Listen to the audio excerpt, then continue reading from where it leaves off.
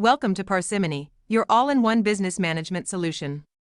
In this tutorial, we'll explore the item feature in the items and pricing subfunction of the buying module. By the end, you'll have a clear understanding of how to create and manage items for efficient purchasing. To begin, let's navigate to the buying module in the Parsimony dashboard. Click here to access the buying-related functions. Once you're in the buying module, locate the Items and Pricing tool.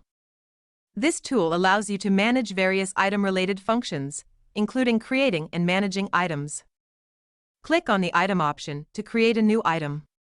In the item form, you'll find different fields and sections to fill out. Start by entering a unique code for the item. This code will be used to identify the item in Parsimony.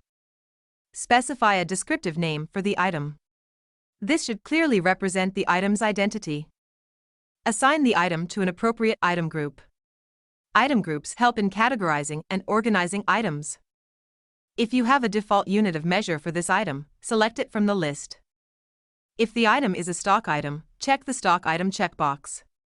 This indicates that you want to track its stock levels. Once you've filled out the necessary details, click on the Save button to create the item. A confirmation message will appear, indicating that the item has been created successfully. Congratulations! You've learned how to use the item feature in the items and pricing subfunction of the buying module. Streamline your purchasing processes with Parsimony's efficient item management functionality.